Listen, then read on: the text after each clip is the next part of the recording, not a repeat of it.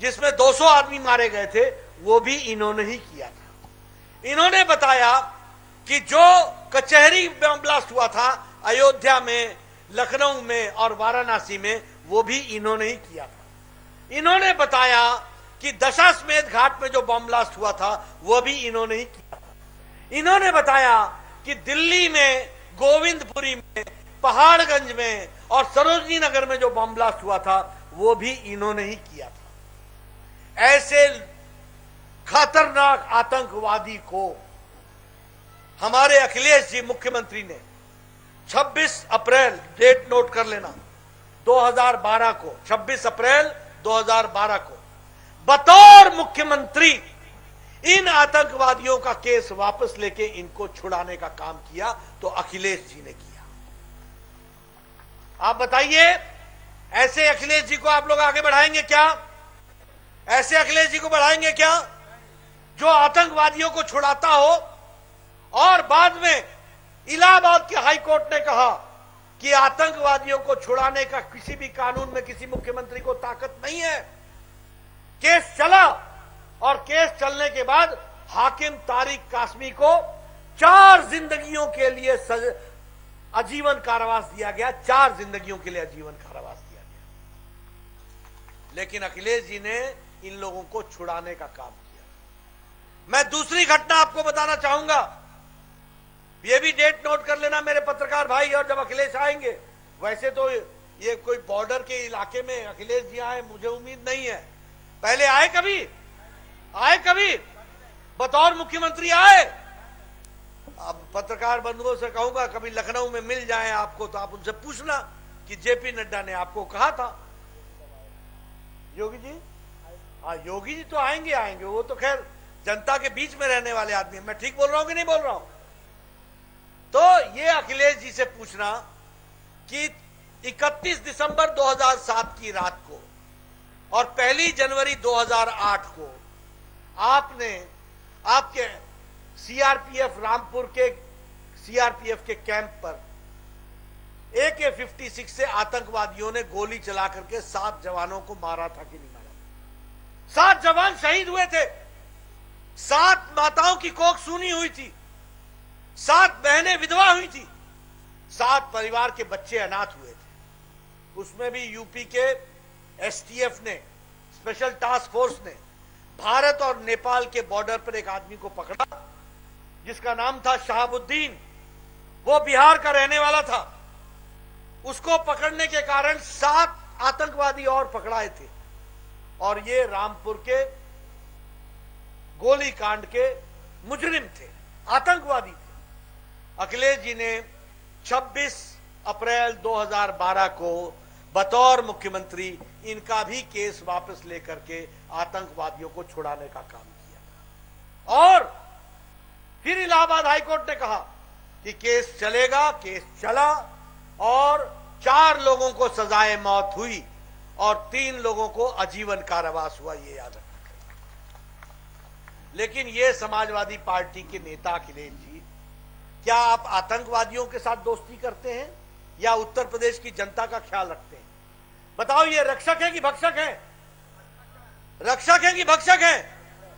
जिसका काम रक्षा करना है वो आपके हितों के साथ खिलवाड़ करता है। ऐसे लोगों को आगे बढ़ने दोगे क्या? ऐसे लोग आगे बढ़ेंगे क्या? आप बताइए, कोरोना की तीसरी वेव भी अब जा रही है। आप सब लोग में से सब लोग बगैर मास्क के हैं और नजदीक नजदीक बैठे हैं। ये किसके कारण हुआ है? ये इसलिए हुआ है कि मोदी जी ने 179 करोड़ लोगों को टीका लगा करके सुरक्षित कर दिया है और योगी जी ने 29 करोड़ टीका लगा करके आपको सुरक्षित कर दिया है। किया है कि नहीं किया? सुरक्षित किया है कि नहीं किया है? और मित्रों, भारत में इससे पहले टेटनस का इंजेक्शन आने में 25 साल लगे थे। पोलियो का इंजेक्शन आने में 20 साल लगे थे। डिप्थेरिया का इंजेक्शन आने में 35 साल लगे थे।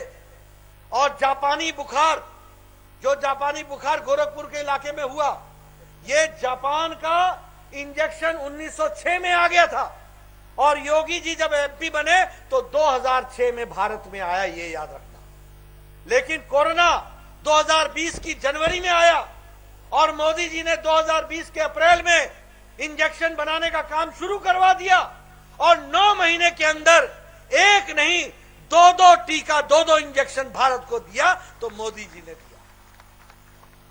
और उस समय अखिलेश जी क्या बोलते थे, ये मोदी टीका है, ये बीजेपी का टीका है, इसको मत लगाना, इसको मत लगाना। और चुपके चुपके दोनों ने, पूज्य पिताजी ने और अपने खुद लगा लिया मोदी टीका, चुपके चुपके। कोई फोटो देखा अखिलेश जी का टीका लगाते हुए है? और देखिए, अपने तो चुपके चुपके कर लिया और उत्तर प्रदेश की जनता को गुमराह कर दिया कि टीका मत लगाना, ये टीका ठीक नहीं है। बोला था कि नहीं बोला था? बोला था कि नहीं बोला था? ये उत्तर प्रदेश की जनता को गुमराह करने का काम अखिलेश जी ने किया कि नहीं किया? और आपने मोदी जी की बात सुनी, आपने 22 करोड़ की जनता में पहला डोज सबको लग चुका है और दूसरा डोज भी 80% लग चुका है। 29 करोड़ से ज्यादा इंजेक्शन लग चुके हैं, आप टीका लग गया है। अब मौका है, एक टीका 3 तारीख को, मोदी टीका 3 तारीख को आपने लगाना है और एक बार फिर से प्रेम सागर को भेजेंगे ना? आप बताइए, ऐसे लोग जो आतंकवादियों का साथ देते हैं, ऐसे लोगों का आप साथ देंगे क्या?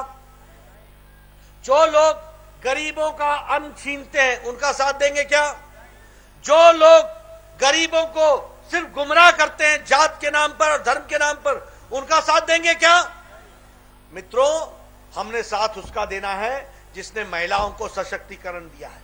हमने साथ उनका देना है जिसने महिलाओं को, युवाओं को ताकत दी है, जिसने प्रधानमंत्री गरीब कल्याण अन्न योजना में भोजन पहुंचाया है, जिसने टीका लगा करके देश को सुरक्षित किया है। आप बताइए, मोदी जी ने 130 करोड़ की जनता को कोरोना में बचा लिया कि नहीं बचा लिया? बचाया कि नहीं बचाया?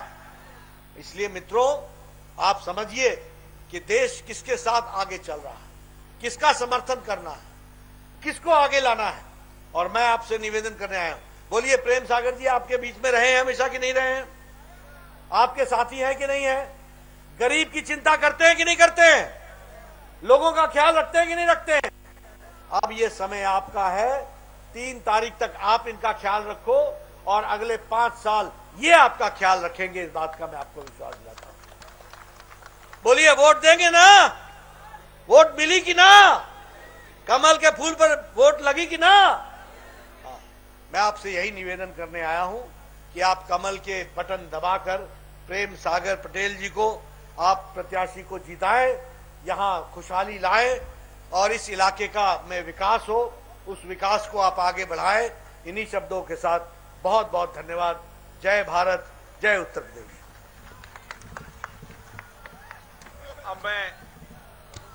अब मैं अपने जिले के सदस्य जिलाध्यक्ष जी से आग्रह करूंगा कि वो मंच पे स्वागत करते हुए कार्यक्रम के पूर्ण होने की घोषणा करें। आदरणीय जिलाध्यक्ष जी।